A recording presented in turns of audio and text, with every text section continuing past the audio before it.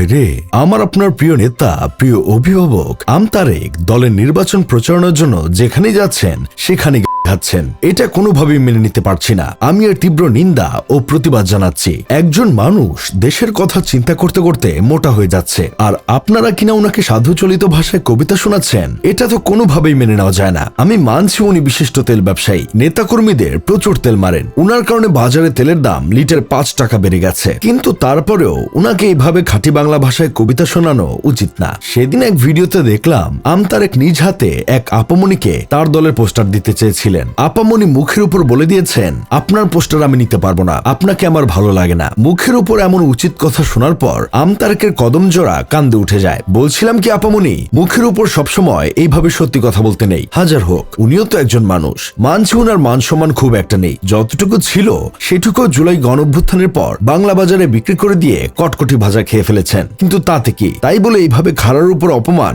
এটা কোনোভাবেই মেনে নেওয়া যায় না। আপনাকে আমি তীব্র ধন্যবাদ ও সাধুবাদ জানাই। সত্যি কথা বলতে কি ভাই, আমার খুব কষ্ট লাগে প্রিয় নেতা আমতারেককে সব জায়গায় অপমানিত হতে দেখে। আপনারা তো কম বেশি সবাই জানেন, আমতারেক তার দলের নিবন্ধনের জন্য 134 ঘন্টা না খেয়ে অনশন করেছিল ইসির প্রধান ফটকের সামনে। তাকে অনশন ভাঙানোর জন্য দেশের বড় বড় রাজনৈতিক নেতারা এসেছিলেন। এই যেমন ধরেন বিশিষ্ট শিক্ষাবিদ অধ্যাপক হিরো আলম, জাতির পিতার আপডেট ভার্সন নগর পিতা ইশরাক, বিশিষ্ট সমাজসেবী ও অ্যাডভোকেট রবিউল ইসলাম নয়ন, সবাই কিন্তু আমতারেককে দেখতে এসেছিলেন। শুধু তাই না, হুলুলুলুর প্রিন্সেস বেহায়াতুল লাইলাও এসেছিল আমতারেকের অনশন ভাঙাতে। অবশেষে উনি ডাব খেয়ে অনশন ভাঙেন। আম না খেয়ে ডাব খেয়ে কেন অনশন ভাঙলো, এটা নিয়েও পাবলিক প্রশ্ন তুলেছিল প্রিয় নেতার বিরুদ্ধে। এইসব নিয়ে আমার প্রিয় নেতা, প্রিয় অভিভাবক কখনো মন খারাপ করেন না, হাসি মুখে সব মেনে নেন। কিন্তু কষ্টের বিষয় হলো উনি যে 134 ঘন্টা না খেয়েছিলেন, পাবলিক সেটা বিশ্বাস করে না। নির্বাচনী প্রচারণার জন্য আমতারেক যখন মানুষের কাছে যান, তখন মানুষ উনাকে প্রশ্ন করে, আপনি 134 ঘন্টা না খেয়েছিলেন,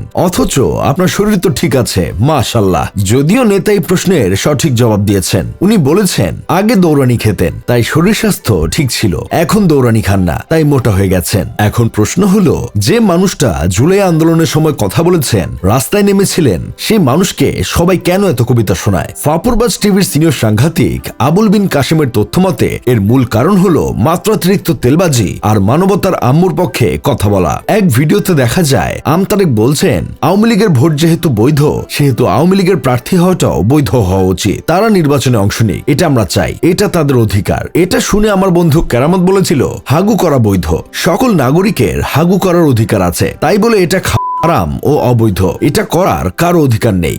যাই হোক, শেষমেশ আমি গোলাম হোসেন একটা কাজের কথা কই। তারেক রহমান ওরফে আমতারেককে নিয়ে আমরা যত ট্রলি করি না কেন, একটা বিষয় অস্বীকার করা যায় না, আওয়ামী লীগের শাসনামলে যখন বেশিরভাগ মানুষ নীরব ছিল, তখন তিনি বিভিন্ন সময়ে প্রকাশ্যে কথা বলেছেন। জুলাই আন্দোলনের সময়ও তার একটি ভূমিকা ছিল। তবে গত কয়েক মাসে কিছু বিতর্কিত মন্তব্যের কারণে এখন তিনি সমালোচনা ও ট্রলের কেন্দ্রে পরিণত হয়েছেন।